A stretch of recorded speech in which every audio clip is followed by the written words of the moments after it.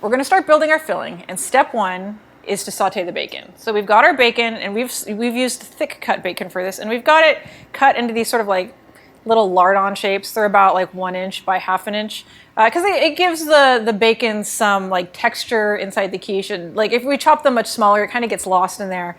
And I like the bigger pieces because I like more texture. So we've got our hot pan. It's on medium high. It's at about 7 out of 10. We're gonna add our bacon. And what we want to do is saute this until it's crispy. And you can see the bacon here is kind of stuck together. I want to separate it so that they all get pan time. Because what's going to happen is wherever the bacon comes in contact with the pan, it's going to brown. And browning is flavor. Like if you haven't gone back to check out the Flavor 101 lesson, you should really check that out. It talks all about browning and why browning is so important. So we want this bacon to brown. We've got it in a pretty hot pan. I brought the bacon up to room temperature for about 20 minutes before I put it in here because it kind of helps speed up the cooking a little bit. It doesn't cool off the pan so much when you add the bacon to the hot pan. Preheated the pan for a good minute so it was nice and hot. Like I don't know if you heard, but when I added the bacon to the pan, it sizzled immediately. That's what you want. You don't generally want to add meat to a cold pan. You want to get the pan nice and hot and then add the meat. So one of the reasons that we're sauteing our bacon is obviously we want the bacon meat, but also we want the bacon fat. So the bacon fat in this recipe is our primary fat. It's a big flavor factor, right? Like the bacon, the smoky bacon flavor, the meatiness is a big part of what makes this quiche so good. But if you're vegetarian, you are more than welcome to leave out the bacon. I would recommend using butter in that case, just because it still gives it like that good, nice, rich flavor. Eggs are really rich, and butter makes them a little richer. But if you want to leave out the bacon, you can easily use just like a tablespoon of butter to saute your leeks and then just add everything to the quiche crust itself.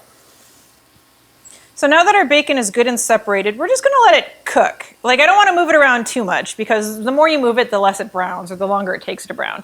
So what we're going to do is we're going to let it sit for, 30 to 60 seconds depending on how it looks. And then we're going to move it all around and let it sit for another 30, 60 seconds until we get like good browning.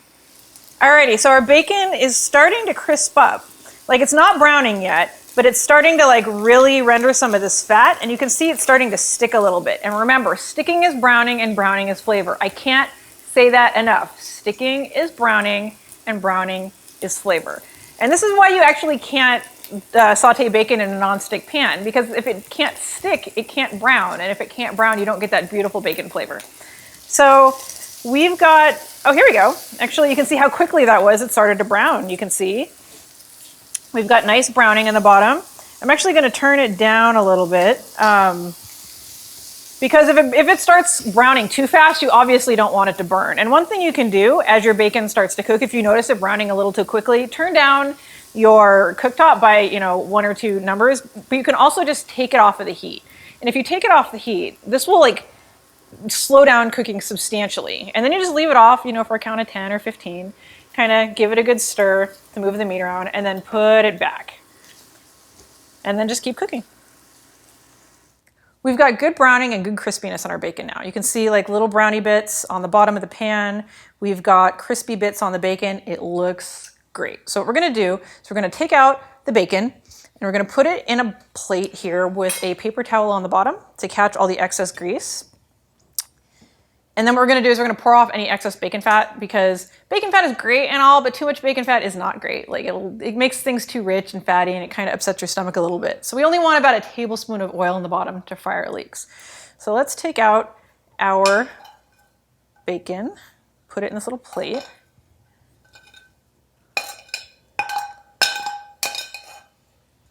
Boink. Our paper towel is going to catch all of our excess fat that's in the bacon and drain it a little bit. So we're going to scatter the bacon around so it's in more contact with the paper towel. We're going to pour off some excess fat from the pan. There we go. You've got about a tablespoon of fat left in here. And in the off chance your bacon actually isn't very fatty, so like sometimes I get bacon that isn't fatty, it's like more meat than fat, you can just add a little bit of butter or a little bit of olive oil to bring it up to a tablespoon of fat in your pan. We've taken our bacon out, and now we're gonna add our leeks, and we're gonna fry our leeks in the bacon fat. And so this is these are the sliced leeks that I sliced up earlier. And we're just gonna cook these. This is over like a medium heat, so like 5 on a scale of 1 to 10 on your cooktop dial. And what we're gonna do is we're gonna cook these down until they're soft and just a little bit browned. So we're cooking our leeks.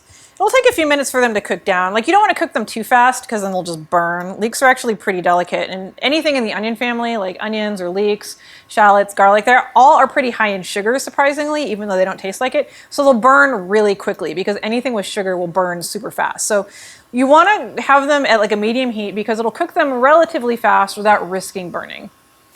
The leeks have been cooking for a few minutes now. You can see that they're nice and soft, and I've been working really hard to scrape up the little brownie bits on the bottom of the pan from the bacon, because that is like epic flavor. That's the fond. That's like literally like the brown bits from the bacon attaching to the bottom of the pan. That's like the best flavor. You want that. So if you kind of, when you're working with the leeks, as they release their moisture, they will like naturally deglaze the pan and get the brown stuff up. And you kind of want to scrape the bottom of the pan a little bit to kind of help it along. You can see the little brown bits here mixed into the leeks. They look really good.